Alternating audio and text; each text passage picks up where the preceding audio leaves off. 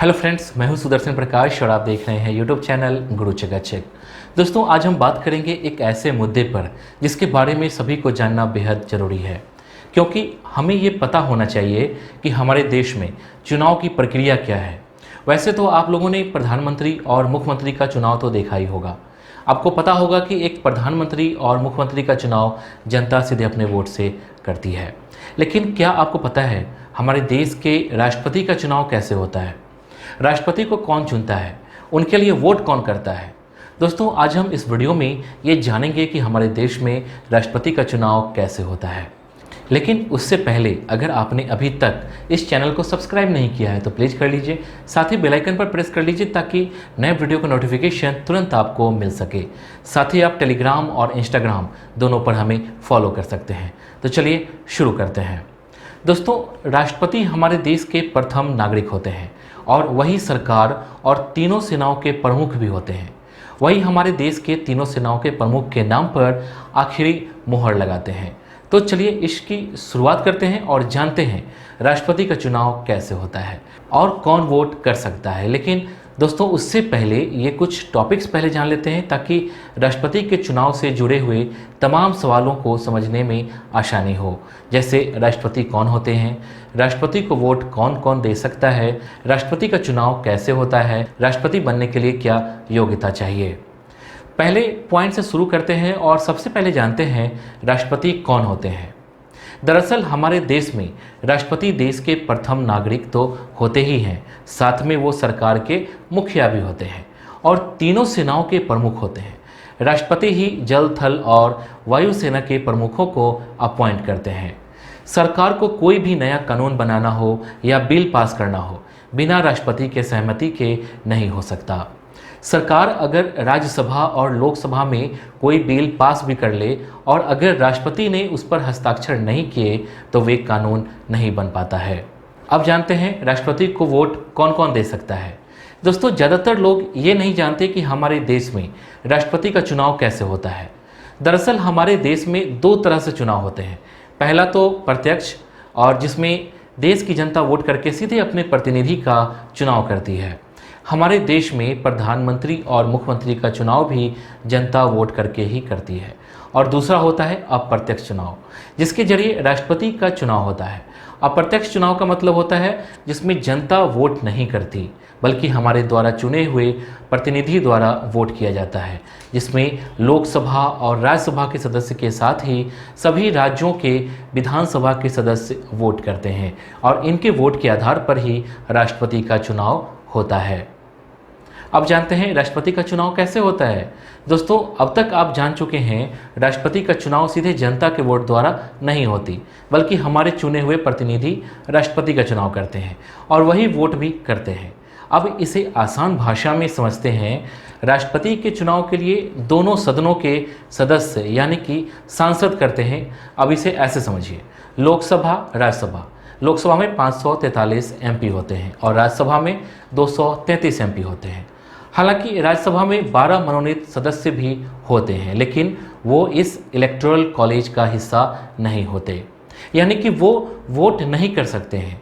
इसके अलावा जिन जिन राज्यों में विधान परिषद हैं, उनके सदस्य भी इसमें वोट नहीं करते। अब बात करते हैं राज्यों की विधानसभा के सदस्यों की।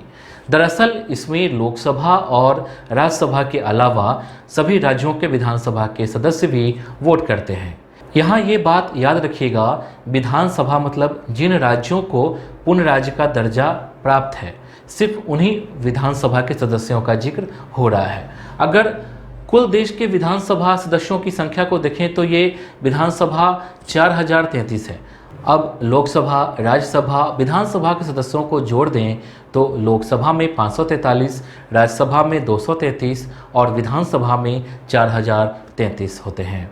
वहीं इसको अगर जोड़ दिया जाए तो 543 प्लस 233 प्लस 4033 इक्वल टू 4809 होते हैं।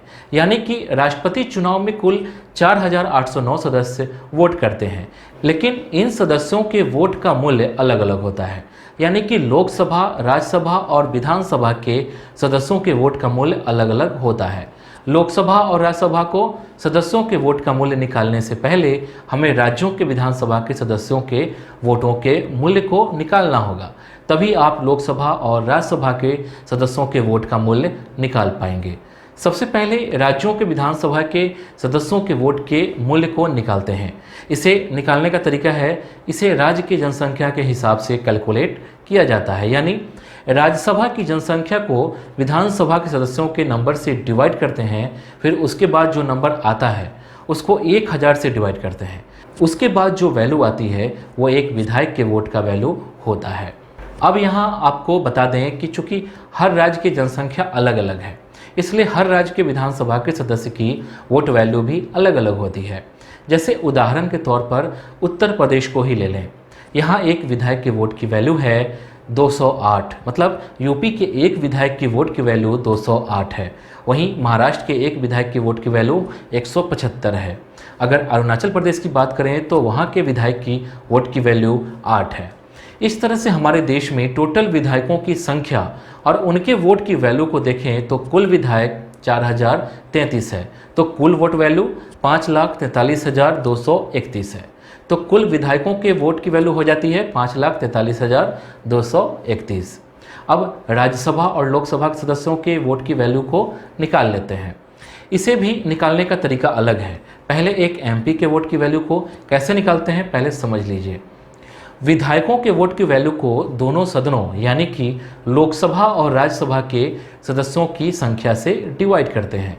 उससे जो नंबर निकल कर आता है वही एक एमपी के वोट की वैल्यू होती है। जैसे कुल विधायक की वोट की वैल्यू 5,43,231 है, वहीं कुल एमपी की संख्या है 776।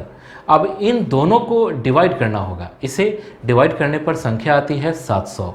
तो इस तरह से एक एमपी की वोट की वैल्यू हो जाती है 700। अब अगर सारे एमपी के वोट की वैल्यू को निकालना है तो आपको एक एमपी के वोट की वैल्यू यानी कि 700 से कुल एमपी की संख्या को गुना करते हैं।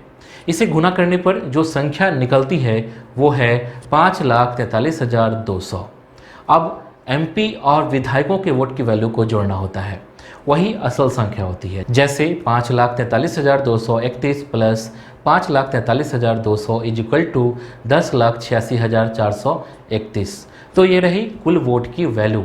अब जैसा कि आप जानते हैं कि लोकतंत्र में किसी को जीतने के लिए कम से कम 50% से एक नंबर ज़्यादा लाना होता है, यानी कि उम्मीदवार को जीतने के लिए कम से कम जीतने के लिए वोट की ज़रूरत है 5,43,216, यानी कि जिसे भी इतने वोट मिल जाएंगे वो देश का अगला राष्ट्रपति होगा। अब अपने आखिरी पॉइंट को भी समझ लेते हैं, जो है राष्ट्रपति बनने के लिए क्या योग्यता चाहिए। दोस्तों, राष्ट्रपति बनने के लिए भी कुछ योग्यता की ज़रूरत होती है। जैसे उम्मीदवार की उम्र 35 साल से ज़्यादा होनी चाहिए। उम्मीदवार को 50 प्रस्तावक और 50 समर्थक की ज़रूरत होती है।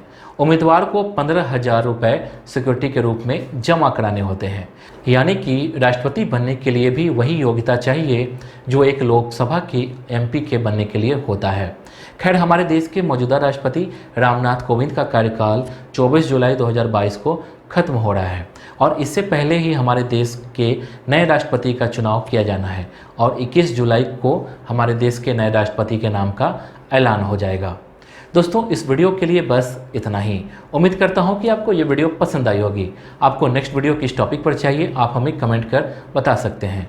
वीडियो को लाइक और चैनल को सब्सक्राइब जरूर कीजिए। Thank you.